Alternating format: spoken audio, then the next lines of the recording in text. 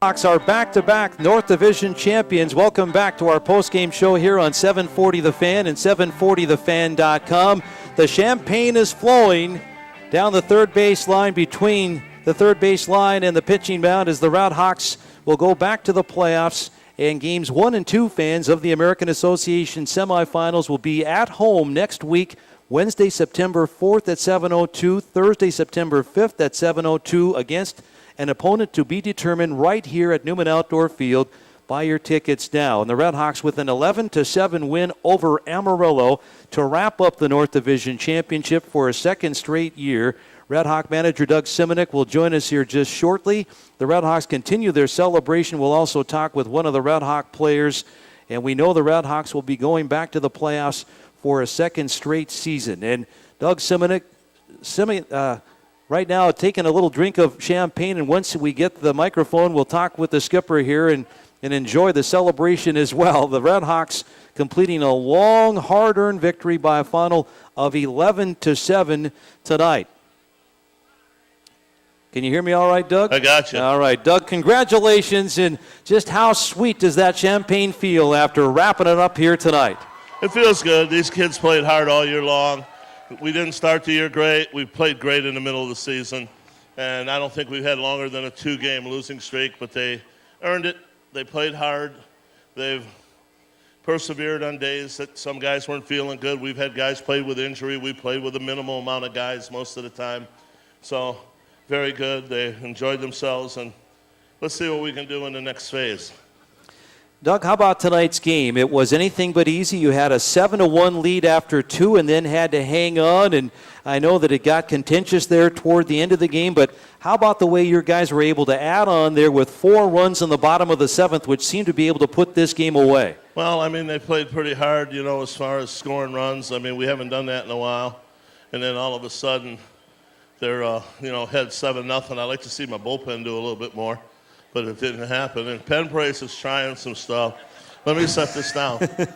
They want to bring that water cooler out, and I'm not ready for that. Hold on.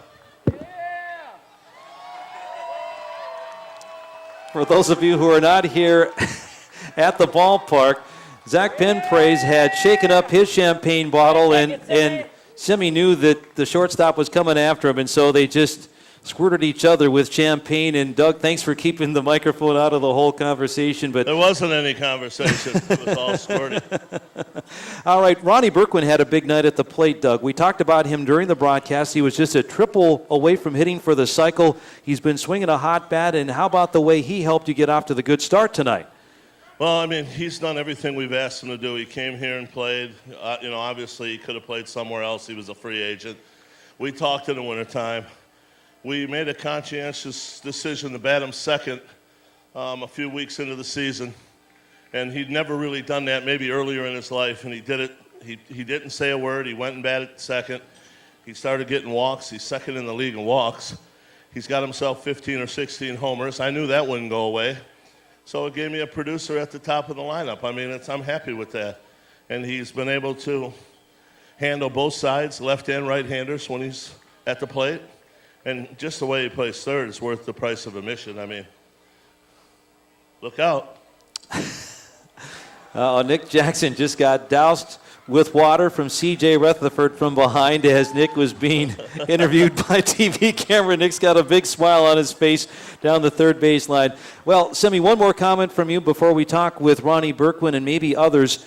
You have 6 games left in the regular season. I know that your goal is to get to 60 wins, but now you can look ahead to the regular season. And Doug, how about the approach the rest of the way here in the final 6 of the regular year?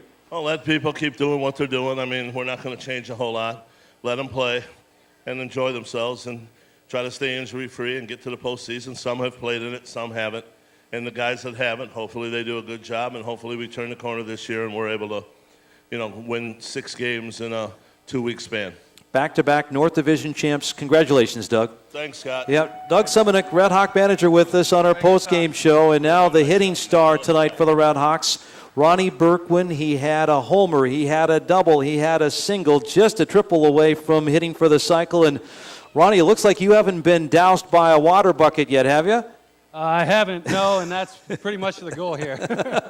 Well, keep your head on a swivel. Congratulations, swinging a really hot bat. How about this game? It was odd to start. You got off to a great big first inning, 5 runs and 2 more there in the second, starting off with your solo home run. How did you get after Joe Newby, who came in with a really good earned run average? Yeah, he's a good pitcher.